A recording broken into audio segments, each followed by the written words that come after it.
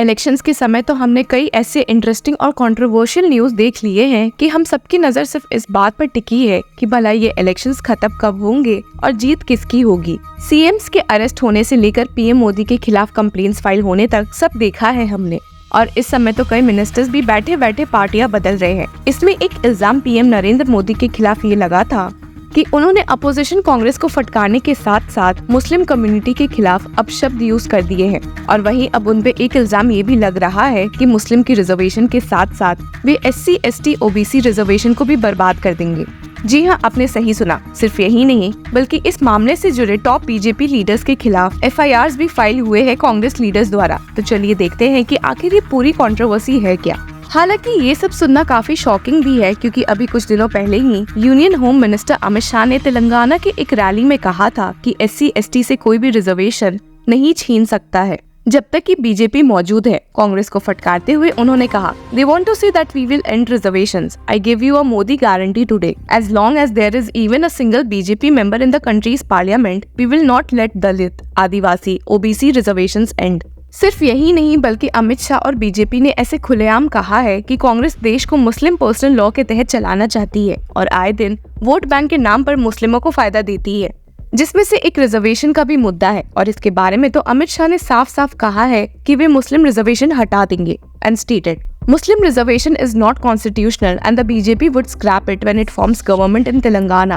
and would increase the quotas for Adivasis and Dalits. The Congress curtailed the reservations of OBC, ST, SC and gave to Muslims.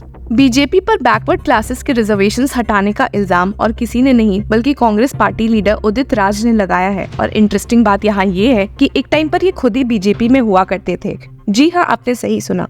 PM Narendra Modi द्वारा कांग्रेस को मुस्लिमों का हमदर्द कहने की वजह से उदित राज ने उन्हें खूब फटकारा है कि उन्होंने खुद से ही दलितों की रिजर्वेशन को लात मारी है। He stated, PM Modi promised 2 crore jobs and in 10 years that would come to 20 crore jobs. Not even 8 lakh jobs were given in 10 years. Who is at the receiving end? SC, ST, OBC. For SC, ST, the only way to bring them into the governance process is to give them government employment, which he has denied. How can he say that he is a well-wisher of SC, ST, OBC? BJP इस statement का पलट जवाब देने ही वाली थी, पर वैसे ही कांग्रेस ने एक दूसरा दाव खेलते हुए उनके कुछ लीडर्स के खिलाफ FIR फाइल कर दिया और हलचल बढ़ा दी। ये FIR बीजेपी कर्नाटका द्वारा एक पोस्ट की वजह से हुई है। असल में बीजेपी कर्नाटका के हैंडल ने एक ऐसा पोस्ट शेयर किया है जो ये दर्शाता है कि कांग्रेस पार्टी सिर्फ मुस्लिम्स को फेवर करती है। चलिए एक नजर डाल लेते हैं कि ये वीडियो क्या है।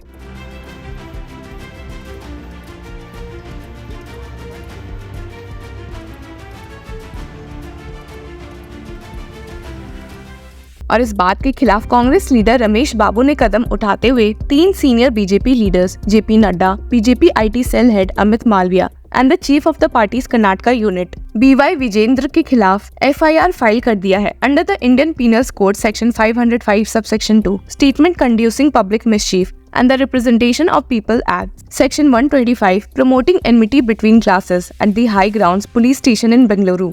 हालांकि मामला यहाँ खत्म नहीं होता है। FIR के अलावा कांग्रेस ने कर्नाटका चीफ इलेक्टोरल ऑफिसर को एक कंप्लेंट लिखते हुए कहा है कि बीजेपी ऐसे पोस्ट के माध्यम से लोगों के बीच झगड़े लगाना चाह रही है और हेट्रेड का माहौल पैदा कर रही है। The complaint stated, "It is clear that the video social media post by them is to intimidate members of SC/ST community not to vote for Congress party by projecting that funds reserved for them will be usurped by Muslims." इस complaint में further add किया हुआ था कि the act of the accused person is to wantonly provocate, rioting and promote enmity between different religions and is prejudicial to maintenance of harmony apart from intimidating members of SC/ST community not to vote for particular candidate and causing enmity against members of the SC/ST community. मामला आपको लगेगा कि यहाँ शांत हुआ है, पर ऐसा कुछ भी नहीं है। जहाँ PM मोदी ने कई रैलीज में कहा भी है कि कांग्रेस रिलीजन के नाम पर वोट की मांग कर रही है and has stated, "I challenge the Shehzada of the Congress as well as its party and its supporter to announce they will never misuse reservation in the name of religion, nor will they play with the constitution or grant reservation in the name of religion."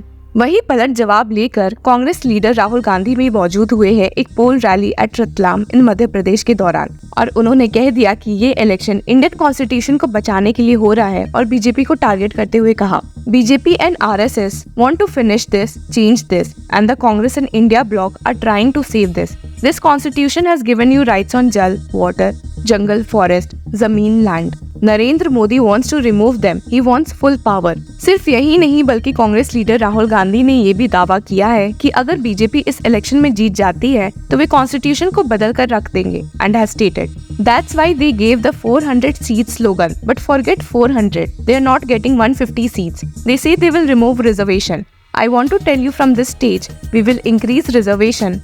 Beyond the 50% cap, we will give as much reservation as needed for the poor, the backwards, Dalits and Adivasis. हालांकि आपको बता दें कि कांग्रेस के अलावा भी कई लोगों ने बीजेपी के लिए मुश्किलें बढ़ाकर रखी हुई है, जिसमें असम गाना परिषद which is a part of the ruling NDA party भी शामिल है। और आपको बता दें कि यहाँ पर CAA से जुड़ा मुद्दा है। पार्लियामेंट द्वारा ये एक्ट पास होने के बाद इसके खिलाफ कदम उठाते हुए AGP ने सुप्रीम कोर्ट का रुख किया है और एनडीए का हिस्सा होने के बावजूद भी वे इस मामले में अपना केस ड्रॉप नहीं करने वाले हैं। Veteran AGP leader and candidate for Barpeta Lok Sabha seat Fani Bhushan Chaudhary ने कहा कि वे एनडीए का हिस्सा होकर भी इस मामले में उनके खिलाफ है। एक इंटरव्यू के दौरान he has stated the AGP is clear in its stand. It opposes the CAA.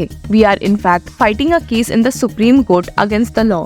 उन्होंने कहा भी है कि एनडीए एक नेशनल पार्टी है पर वहीं AGP एक रीजनल पार्टी है और दोनों की एम्स अलग है और इस वजह से स्टैंड्स भी and stated BJP is a national party and AGP a regional outfit. Their aims and objectives are different from ours. It will not happen that we will support the CAA because we are with the BJP. That's why our party decided to approach the Supreme Court against the CAA and fight a case which is still on. Video की शुरुआत में हमने आपको बताया था कि कैसे farmer BJP member और नाउ कांग्रेस लीडर उदित राज ने उल्टा बीजेपी को फटकारा था, ये कहते हुए कि उन्होंने कैसे कांग्रेस पर झूठे इल्जाम लगाए हैं और कैसे रिजर्वेशन छीनने की कोशिश की है। और एक इंटरव्यू के दौरान उन्होंने कहा है 30 lakh central government jobs are lying vacant. My manifesto says that the first task will be to fill these vacancies, which will give jobs to 30 lakh unemployed youth. Is this talking like Muslim League? Women from poor households will get rupees 1 lakh per annum. Is this a reflection in any way of the Muslim League? Unemployed educated youth will get rupees 1 lakh per annum and we will conduct the caste census and remove the cap of 50% reservation. Is this the Muslim League? Modi is baffled now. He has stooped to such a level that he is saying, अगर आपके पास 2 भैंस हैं, एक दूसरों को दे दिया जाएगा। If you have 2 buffaloes, one will be taken away and given to others. Is this becoming of a prime minister? और आगे रिजर्वेशन से जुड़े बारे में कहते हुए उदित राज ने कहा है Lastly, he has killed reservation for SC, ST, OBC because many government entities and departments have been privatized. Even for lateral entry for IAS officers, there is no reservation. So who denied SC, ST, OBC reservation? RSS has been vehemently opposed to reservations. They don't have faith in the constitution. They also opposed Mandal Commission recommendations. When Arjun Singh gave reservation to OBC in higher education in 2006, again they opposed it. They are against SC, ST, OBC. और उदित राज के हिसाब से अगर fair elections होंगे तो BJP का समय खत्म हो चुका है और ये तो वक्त ही बताएगा कि किसका समय खत्म हुआ है और किसका नहीं। लेकिन इस मामले से जुड़े रहने के लिए कीप फॉलोइंग लॉ चक्रा।